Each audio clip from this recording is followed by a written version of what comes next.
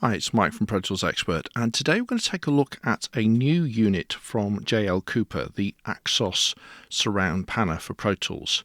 So this is a really neat little box. We've got a touch-sensitive joystick, which we can steer the audio around with.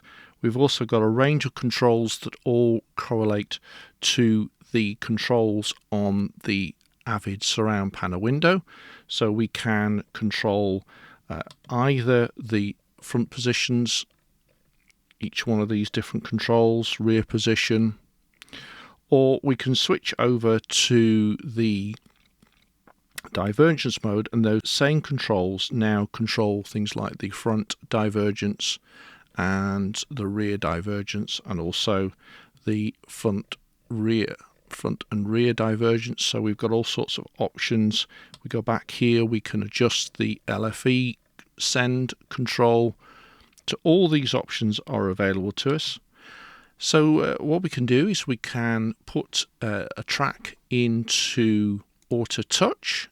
So if I open out so you can see the different automation lanes.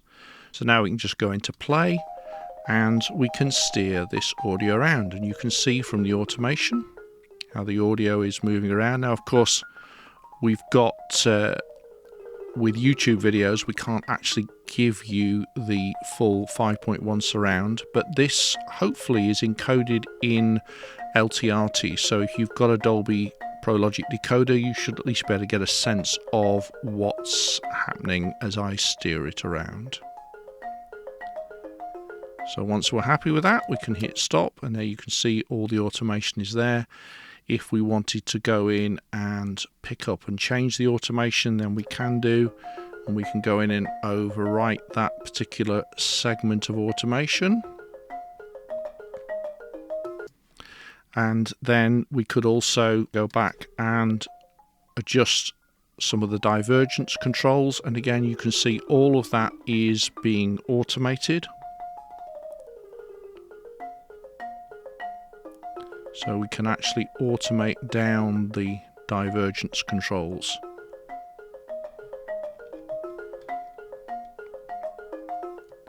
Now of course, although this is a touch control, so again it's functioning as auto touch here, it's not motorized, so I've got to make sure how I actually pick up from a particular point. So as you saw me earlier on where I went in and patched, then I will try and get the automation to sort of start where we were, so that when I go in and make the changes there are no sudden jumps in the automation. So again, as we finish off here, we try and get that to smooth back on, and there we go. So you can see that we can use that very nicely as automation.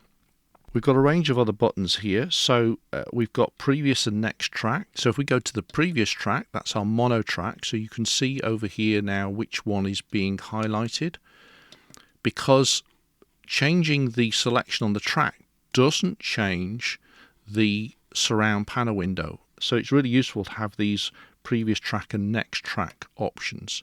So if we go back to the previous track, now we've got a stereo track. So if we just hide that automation for the mono one, we go to the stereo one, and then we go down the track.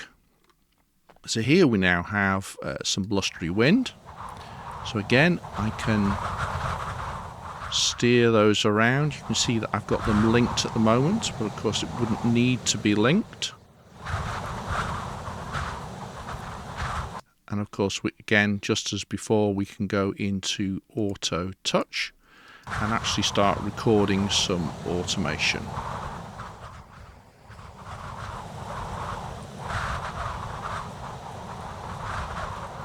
And there is a really interesting feature. Although it appears to be a round panner control, there's actually sort of detents. So as you pan it around, it actually sort of falls into the corners. So you can get right across into the corners. And so if you're doing a pan straight across, it naturally leads you into the corner, which is really, really useful. So again, we can go across, or we could start from the middle and go across like that. works really, really well. So although it's not obvious, once you actually get hold of it and you can feel it, you can feel these detents in the panner control.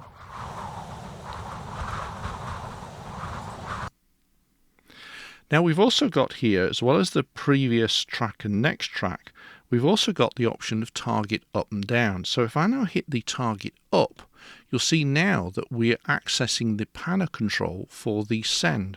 So again, I can move those controls around, and now we're just affecting the panner for the aux send on this track.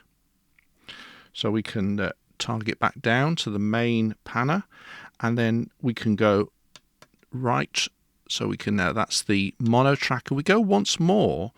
Now we can actually access the pans on the stereo track. So that one is the left pan, and you'll see here we've got a right pan button, which now allows me to access the right pan. So we can use this panner not only on surround channels but also on stereo channels. I really like this unit because it's nice and compact. It's heavy, so it doesn't move around when I use the joystick control. We've got all these different controls here. These of course aren't touch sensitive, unlike the joystick. And having these additional controls here means it's very, very easy. It's all been designed around the Avid surround panner window, but it does make it very easy to use. So there we go. That's the JL Cooper AXOS surround panner, and thanks to Asper Media for sending me a unit to review and to be able to show you all. See you again soon.